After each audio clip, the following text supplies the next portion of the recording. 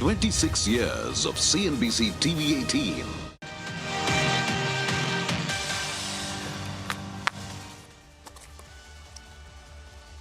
Well, hello and welcome to Newscentre. I am Ashmit Kumar. Now, days after being at the centre of India's worst aviation implosion, IndiGo's operations have stabilised. The airline has said that it is operating over 1,950 flights today. In a statement, it said that their schedule has held steady for 3 consecutive days now, with no same-day cancellations except in a handful of cases. IndiGo CEO Peter Elbers visited the DGCA headquarters after being summoned for a briefing. The aviation regulator has already deployed an oversight team at the IndiGo headquarters in Gurugram. The airline has also announced a travel voucher worth 10,000 rupees for passengers who were left stranded across airports due to flight cancellations on the 3rd, 4th and 5th of December. This would be over and above the government-mandated compensation. As per analysis by my colleague Madiha, the airline may be staring at a payout of 525 crore rupees over and above the compensation and the refunds. The airline has already paid refunds of air tickets worth nearly 1,000 crore rupees. However, there are some questions that linger. One, is there a timeline within which these refunds and compensation has to be credited to the passenger accounts? That's one. Two, how would the flyers avail of these travel vouchers? Would it be automatically added to their accounts? These are questions that, of course, need answers. To help us answer some of these questions are with us Mr. Vijay Gopalan, CFO of Antilles Industries with us. He has served as the CFO of AirAsia India earlier. Also with us, aviation expert Sanjay Lazar. And joining us as well is Captain M.R. Wadia, founder and president of the Federation of Indian Pilots with us. Gentlemen, thank you so much for joining us. Mr. Lazar, let me come to you. IndiGo is trying to put the best foot forward. It's issued refunds for the airfares already. It is promising compensation as well, which again, as in line with the current rules, the extant rules. And above and beyond that is also saying that, look, we'll also issue 10,000 rupees of vouchers. Is this enough to undo the implosion that we saw on December 3rd, 4th and 5th? Thank you, Ashmit, for having me on your show, and good evening to my other co-panelists here. I can see that they're making huge efforts to bring some kind of recompense to the passengers and the nation that suffered. I do commend this as a good step, as an addition to the compensation that the government will announce or that is stipulated. But I still think that there's a lot more that needs to be done. I think the government will obviously announce some penal, penalty on IndiGo per se in the long term. I also believe that, they'll need to win a lot of goodwill. So I think maybe, there will be more steps that they need to take. But I'm a tough guy to please. Seeing the nightmare of the last 1 week, I think there's a lot of steps. Also, I think they need to work on it internally. Their own people are the first people that they need to correct issues with also. We are the traveling public, but they've got an internal problem that they've created over the last 1 year. That'll be the next stick. And then building trust with the government and the regulators. And of course, the regulatory scrutiny that we see is huge. Fair enough. You raised a very valid point in terms of the penal consequences that may follow, other actions that may be contemplated. Let me also get Mr. Vijay Gopalan in on this. Mr. Gopalan, as of right now, we have an 8-member oversight committee that is sitting out of the IndiGo HQ in Gurugram. We have a 4-member committee which is looking at, of course, investigating as to what led to this implosion in the first place. Is this regulatory action just a sign of things to come? That there could be more consequences to follow? What, to your mind, in aviation, Indian aviation history, is a precedent for something like this in terms of regulatory action? First of all, thanks for having me on the show, and Ashmit, and pleasure to be on the same show as Sanjay and Captain Wadia. Thanks a lot for that. Look, Ashmit, honestly, my view is that the regulator so far, especially the DGCA, in a lot of ways, while their intent has always been well-meaning, I found them to be a bit benign to my liking, personally. And their focus in a lot of areas has not been the way it should be. It should be in terms of moderating a market market like civil aviation, for instance, we wouldn't have gotten into this mess that we have if timely intervention had happened at multiple stages. So I think let's address that elephant in the room. But to say, are these signs of things to come? It will be good if the market regulator can really step in and correct a lot of these issues. Because if you're going to expect IndiGo to try and build their own goodwill and to win to earn the trust of public, that's not going to be much of a challenge for IndiGo, considering that you don't have a player of a meaningful size apart from IndiGo. So I think it may not be by choice, but the passengers may not be left with much other option but trust IndiGo and travel with them again.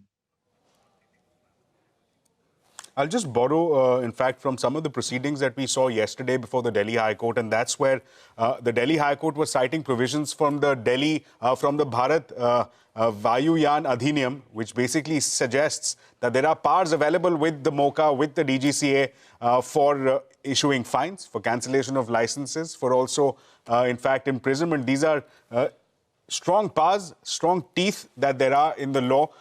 Captain Wadia, let me come to you again. An indication, have we seen in the past a willingness on part of the authorities, by the ministry, by the government, to actually exercise those muscles, exercise the powers that have been provided in law? Yes, of course, there have been. But let's go to the root of this problem. We are right on the surface of it right now. If you go to the root of it, first of all, my first question is, who is the DGCA? DGCA, first of all, is full of only bureaucrats. They have hardly any technical people who understand aviation to start with, and especially aviation safety issues, etc. Secondly, what you talk of the power and the authority, unfortunately, I would say the government has given far too much power to the DGCA to virtually get away with all their shortcomings or faults.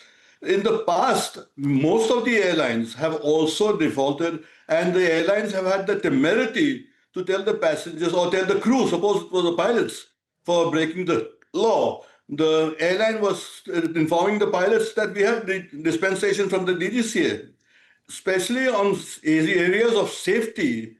Who is DGCA or even the minister to grant dispensation?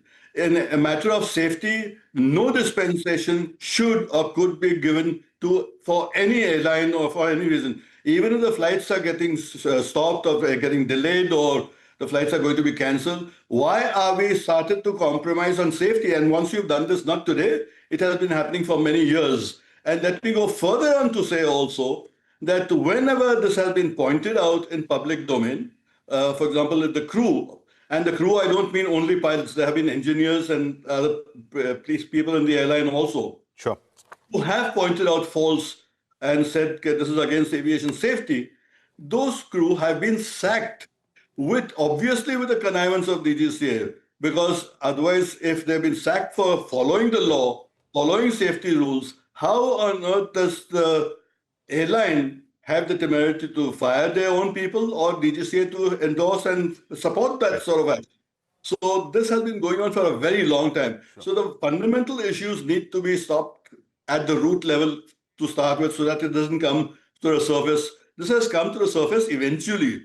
I wouldn't say this has happened suddenly. This has come to the surface eventually. Okay. right. You talk of fundamental issues there, Captain Wadia. Let me also get Sanjay Lazar in on this. Speaking of addressing fundamental issues, here are two issues I want to point out and get your thoughts, Mr. Lazar. Number one is, as far as the DGCA investigating, setting up this committee, the committee is manned by officials of the DGCA. So the guess is that they will probably not ask the question as to what the regulatory role was that led to this crisis in the first place. Ashmit, I'll just quickly jump into the previous point that you asked Vijay and Captain Wadia will bear me out. The DGCA, they've sent these 8 officers there. But if you study the DGCA car, they themselves, this is the job they're supposed to be doing. So let's not clap that they've done something great. It's something that they did not do all these years.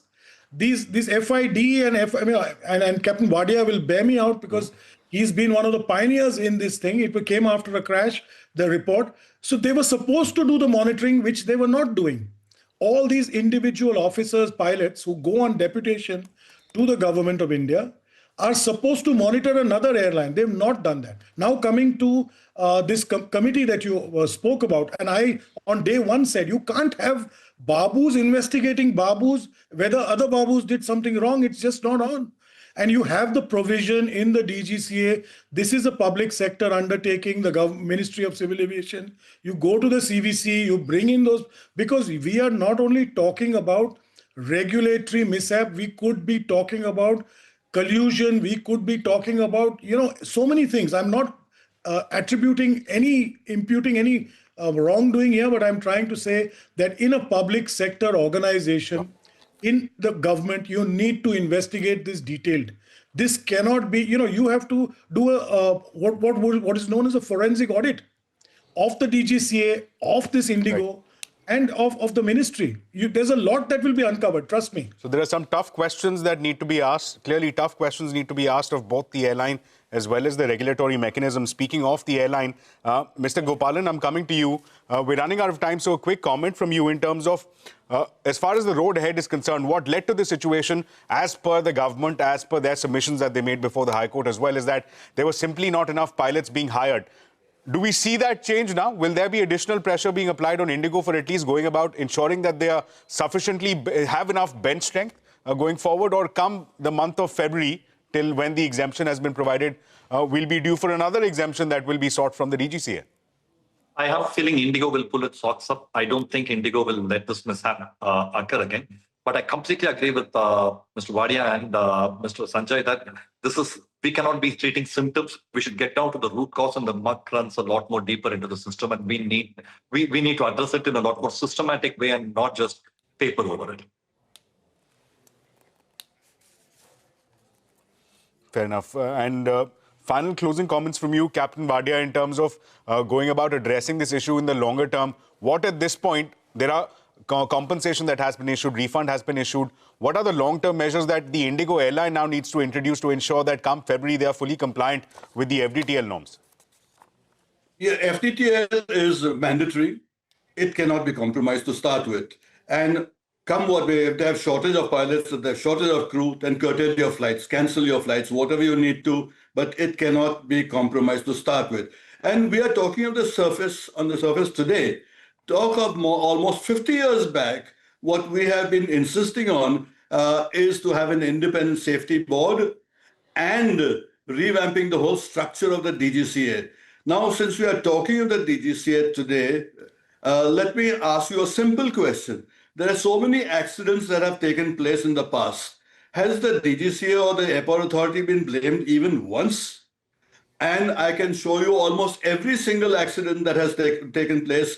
There is some responsibility of the DGCA. I'll give you a small example. If you remember the Chakri Dadri mid-air collision that took place with so many casualties, 2 aircrafts crashing and about 500 people dying, we had forecasted that accident in writing, informed the government, in writing, that this will happen. And along with me, my director of air safety of Air India had also written to the government. They did nothing.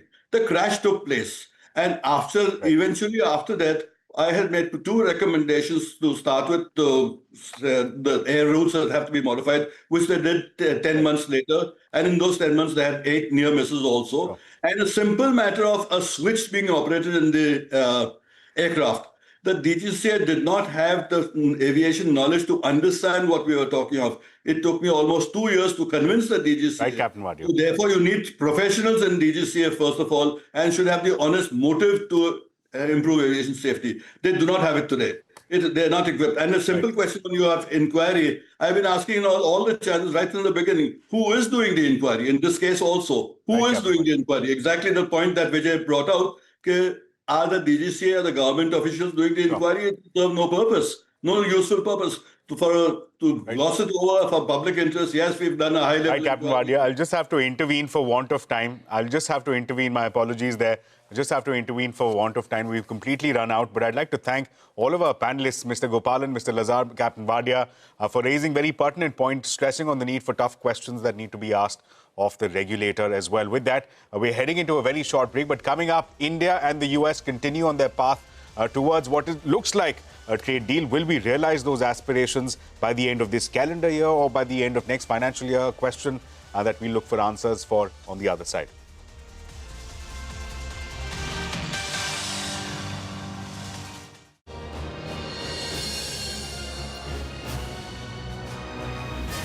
"26 years of CNBC TV18.